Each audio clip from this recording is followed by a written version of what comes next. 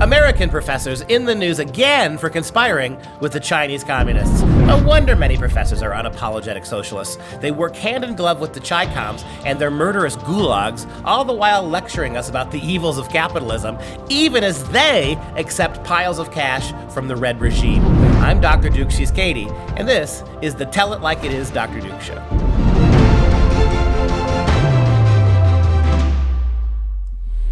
Hello, everyone, and welcome to the Dr. Duke Show, the only program that keeps you educated on the craziness impacting K-12 classrooms and college campuses around the world. Today, we're discussing foreign influence on campuses, starting with the case of an Arkansas professor who was conspiring with the Chinese government. So, Simon Ng of the University of Arkansas was arrested on Friday and charged on Monday with wire fraud, according to the New York Times. He had worked for and received funding from Chinese companies and from the 1,000 Talents program. This is what everyone needs to, if you hear 1,000 Talents program, your ears better perk up.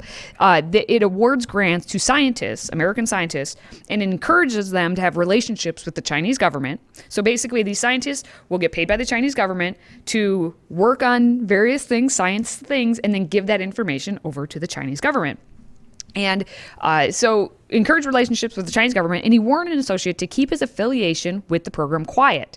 So now Simon Ng got busted, basically, for this concealment of his financial agreement with the Chinese, and it allowed him to secure funding from the U.S. government agencies that ban people who receive funding from China. So what's been happening, a lot of these scientists are double dipping. They're getting money from the Chinese government, and they're getting money from the American government, and they're doing that and sending all that information. And there was a professor we were mentioning in the break who was getting $50,000 a month from the Chinese communists on top of his own salary. And he's a Harvard University chemist. His name is Lieber. Where is it? Dr. Charles Lieber. He was allegedly lying to the U.S. government about his involvement in the 1,000 Talents program. According to court documents, since 2008, Dr. Lieber, who has served as the principal investigator of the Lieber Research Group at Harvard, which specialized in the area of nanoscience, has received more than $15 million in grant funding from the National Institutes of Health and the Department of Defense, the DoD. So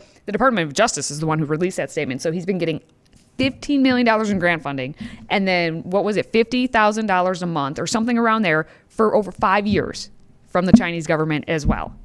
So why is any of this surprising, actually, when you consider multiculturalism and its dominance in the universities? You've already started from the premise that everything that's American was stolen, that there is nothing unique. Every culture in the world should be valued. Every culture in the world, not America, should be lifted up. Every culture in the world has contributed amazing things. But when it comes to Americans, we just stole everything. Did it on the backs of slaves, the 1619 Project, right? Geez. Was actually the slaves who built everything. Okay, fair enough. It's not fair, it's not right, but okay, fair enough. But you start with this argument, right, that America is, and the Western world in general, is responsible for all the world's evils. And so what do you got? You've got Wahhabists, right, infiltrating our middle and elementary schools with pro-Islamic stuff. You've got the Chinese government, and even more dangerously, at the university level, who are, think about the way this works. They're using the money that we are paying to the Chinese government because of our huge debt to them, to turn around then and to use that money to basically bribe American college professors. And be very clear about this. We're not even talking about mostly Chinese professors. We're talking Lieber is not Chinese. American professors to take all this money, and what do they get back for it? All of our technology, all of our ingenuity goes right back to China. They steal rather than innovate. And let's not forget this small detail, which isn't small at all. Unbeknownst to Harvard, beginning in 2011, Lieber, if we're talking about Charles Lieber again, became a strategic scientist at Wuhan University of Technology, WUT, in China, and was a contractual participant in China's 1,000 Talents program, again, for 5 years. Did you say Wuhan? Wuhan. That's racist. I am a racist. Right, so yeah, so you Wuhan got, University. just goes to figure that you got a great big laboratory in Wuhan, China, where right next to the wet market. So you got the Chinese wet markets, right? And then you've got the Wuhan laboratory, and those two combustible things going together.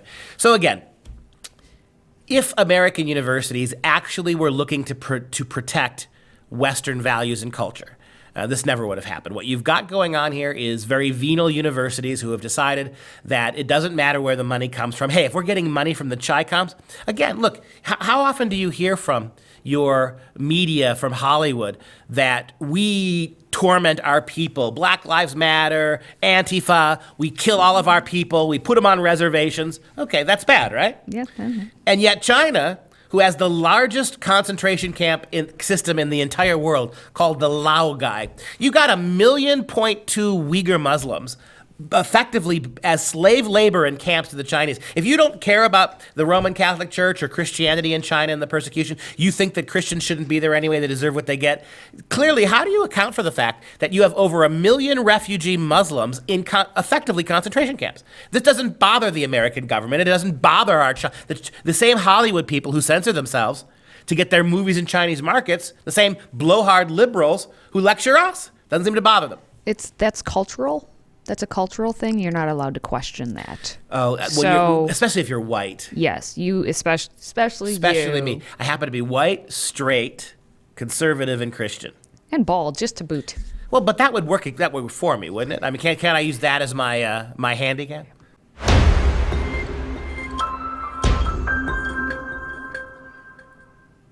Moving on to the tiny state of Rhode Island, where all the professors there seem to know that Rhode Island and college, it's an experience, and they need to have it. According to the Rhode Island college leaders, the COVID-19 pandemic proves that the campus experience is important.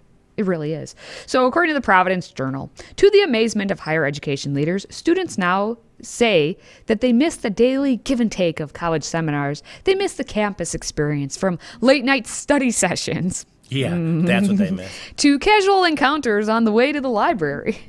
I'm sure they're studying anatomy? Anatomy and the chemical process of fermentation. Is That's that what they're studying. Is that what they're doing? Well, the Providence Journal sought out basically statements from various presidents of the universities in all of Rhode Island, because it's that big. But some of the statements, we'll talk about them. Kelley Armstrong, president of Sal Virginia University, says, in a way, that has been heartening. This experience has been kind of a blessing. It's been an affirmation of why it's important to live in community. You get to know faculty. You're doing research. You are growing as a leader and developing your values. It's impossible to do that online. I'm really torn by this story because, as somebody who's been teaching on campus for 27 years, it's exactly the social life that gets in the way. One of the reasons that our universities have radically declined in terms of their ability to teach real... Universities are high schools now. Sorry. Yeah. The average university confers what is basically a high school education used to be 50 years ago. It's compromised because we're all about inclusion. We're not about excellence. See, if you're all about the progressive argument that everybody has to go, then you're not worried about excellence. You should have been calling it excellence. Excellence. Because excellence sounds like you're excluding. Right. So It does. excellence, Yeah. I know. Excellence is exclusionary. In other words, higher ed is exclusionary. By definition, it's supposed to exclude people who aren't prepared for higher education. But we don't do that anymore. So from my perspective, there's too much. I mean, I agree with her. You can't teach class. You can't have the same intellectual engagement for college kids online. I agree with that. However, part of the reason why you don't do it anymore, even when before COVID we weren't doing it, is because of all the other stuff. And if you take a look at some of the other statements, it's kind of almost telling of where we are, this generation of students, and just as a society where we are. David Dooley, the president of the University of Rhode Island, said, even our most technologically enabled students, the generation who grew up with smartphones, have discovered they really want to be together.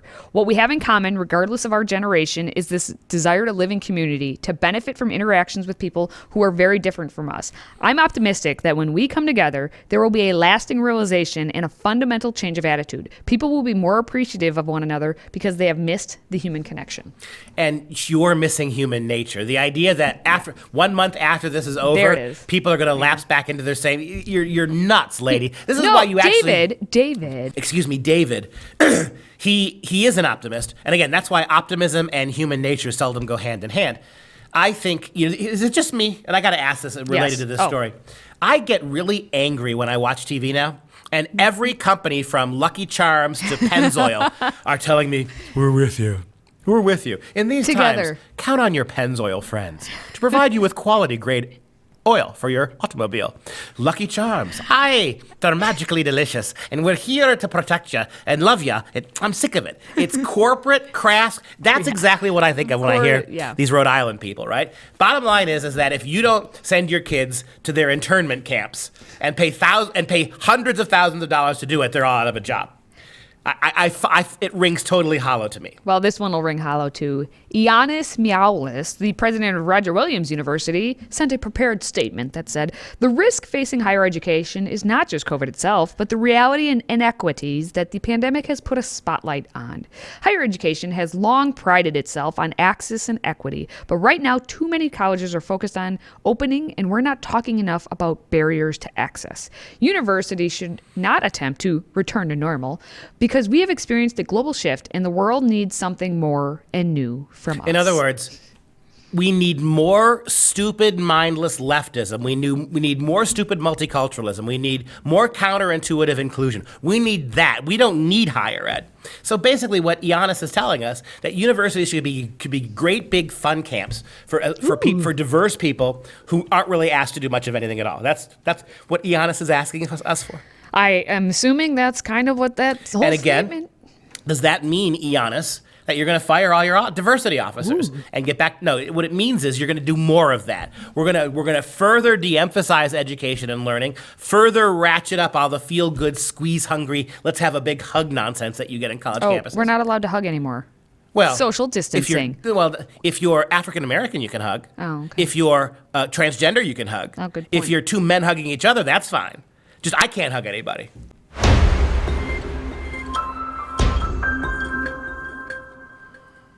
Okay, on to our next story. As we know, it rains in San Francisco, but it actually pours feces. So San Francisco has been a bleep hole for quite some time now, and the drug dealing and feces all over the streets has sparked a lawsuit by the University of California Hastings College of Law, and they're joined by local business owners and residents, and they're suing the city, saying you need to clean up all the mess that has become basically all of San Francisco, but specifically in their area of Tenderloin community.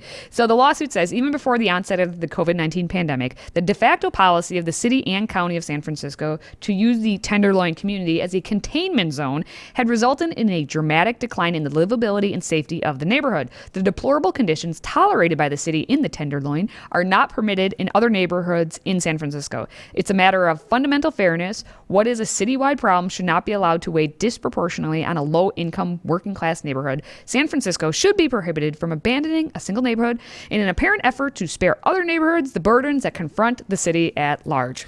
Well, in the first place, I want to thank you for adding bleep hole to now the first thing I'm going to think of is Nancy Pelosi. When I hear Sub-Zero Freezer, when I hear Witchy Poo, and now when I hear bleep hole, I'm going to have Nancy Pelosi in my head.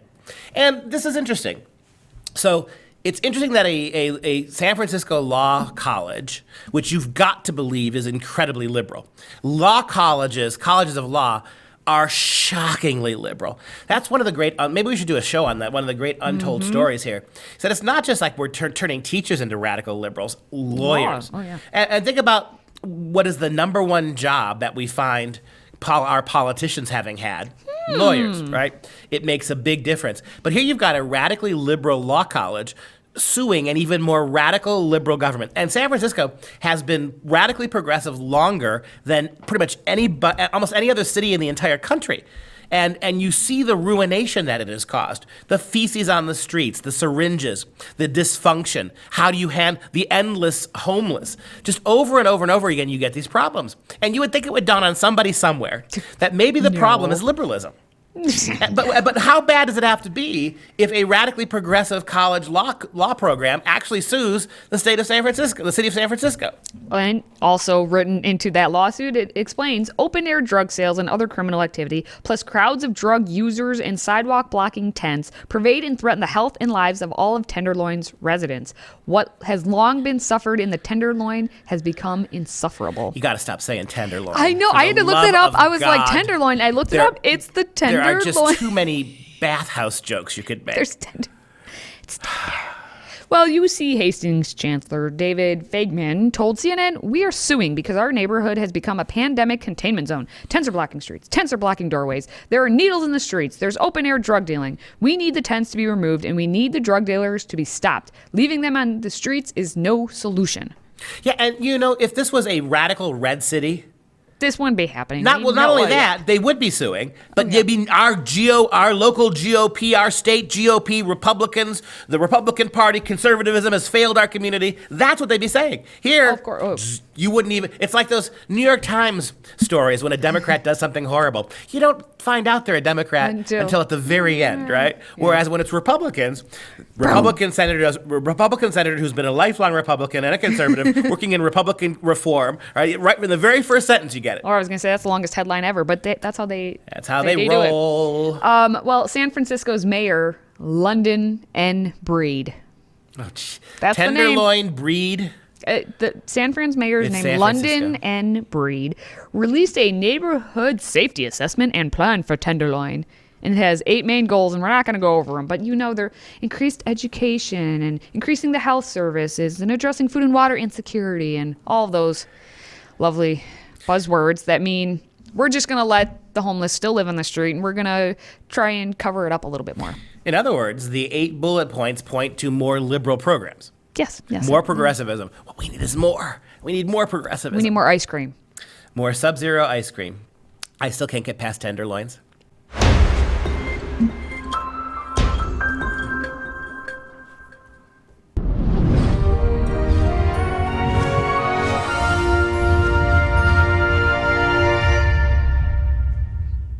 And now it's time for some real education. The Veiled Virgin is a Carrara marble statue carved in Rome by Italian sculptor Giovanni Strazza, who lived from 1818 to 1875, depicting the bust of a veiled Virgin Mary. The exact date of the statue's completion is unknown, but it was somewhere in the early 1850s. In the context of the Risorgimento that led to the unification of Italy in 1861, the Veiled Virgin may have been intended to symbolize Italy. The Risorgimento, what is that? That is the idea. What a remarkable history Italy has had. Back in the Roman day, Italy, of course, was the center of the entire empire. But even then, back in Rome was the city, and then the rest of the Italian peninsula was somewhat distanced from that, right? Rome was the city, and everything else was something different. And for thousands of years, since then, you've had a city-state Italy, right? Where Italy, up until 1861, the Risorgimento, when they became reunified, where all the Florence and Venice and Rome and Milan and Naples and Sicily, they were all radically different places. It was almost like going from one to the other was going from 2 different countries, right? It wasn't until 1861 that you had the Risorgimento, where all of this came back together, and it gave birth to the period of Italian nationalism, which was going to culminate in El Duce, right? So you're going to you can see 1861, Hitler would be born in 1881, that kind of German and Italian nationalism as for the first time really in history, Italy became Italy as opposed to a number of seriously big cities. There was a period in the 16th century where the Venetians were big, where Rome was big. The ebb and flow of what went on the Italian peninsula was never completely directly centralized until this. And so you've got Giovanni Strazza's beautiful sculpture here that was meant in part to be a symbol of the reunification of Italy. And it's absolutely gorgeous. You're looking at marble. All of that is marble. And what you can see through the veil itself is the genius here, right? That you can carve marble in such a way that you can see very clearly the face of the Virgin. And she's, what's that expression suggest to you? It suggests piety, right? You see the humility and the piety, but you also see the calm, quiet strength. You see a young woman who is under the protection of God. You see a young woman who God has entrusted arguably the single most important thing on a physical level that had ever been entrusted to a human being, to be the bearer, the receptacle through which comes the Savior. And the veil itself is a beautiful analogy, right? That, as Paul said, we see through a glass darkly. As Paul said, this idea that the truth, as we in our limited understandings and human imaginations, as we can grasp it in this limited world of ours, we see through a glass. And if you go back to the veil for a second, it's a beautiful image, right? It's the veil. The humanity of the Mother of God, the humanity of the Virgin Mary, right? The humanity of this human woman, and what would transcend, what would pass through her. That idea of, remember, Moses wore a veil. When Moses went up the mountain to talk to God, he had to wear a veil on the way down because being in the presence of God had irradiated him. And that veil, and notice how thin and translucent it is, it shows you how when literally the Son of God was conceived in the womb of this woman, right? That the only thing between this world and God for her was that vaguest, that thinnest of veiled tissue there. Really is a beautiful image, and it captures in many respects the spirit, right? The very spirit of the Risorgimento. This idea that Italy always had been Catholic, but you're bringing all of this Christianity and you're bringing all of this unification back together. And of course, what was the birth of Christ meant to do? To reunify all human beings, all fallen human beings who had sinned and who consequently were sentenced to death. That unification that came by the salvation that Christ brought. And so it's a very interesting paradigm. I mean, and there's debate about, from a Protestant perspective, obviously, the Mother of God doesn't have the same resonance. And I'm not suggesting one story is right or wrong, or I'm not suggesting the Protestants are right, the Catholics are right. I'm simply suggesting that this beautiful sculpture captures on a number of levels, political, theological, moral, nationalistically, what it was like for Italy to become a country really for the first time. Okay, we made it through Wednesday, halfway through the week. As always, you can follow us on Facebook and Twitter. And if you have a question for our Friday Q&A, visit freedomproject.com/askduke or send us a message on social media. Now, before we go, let's wrap things up with the fun fact of the day. More scandalous. One of history's most successful pirates was actually a Chinese prostitute named Jing Shi. It's said that she commanded a fleet of more than 1,500 ships and 80,000 sailors. Not sure what to say about that, but she? Or is she just a he who has a name of she? Jing Shi. She commanded a fleet of more than 1,500 ships and 80,000 sailors. So communist China, there's a lot happening over in China. I guess it gives more scandal. I just decided to have a fun fact about scandalous new insight things. In shivering me timbers. And that's going to do it for us this show. For Freedom Project, I'm Dr. Duke, and she's Katie. Until next time, my friends, keep your loins tender.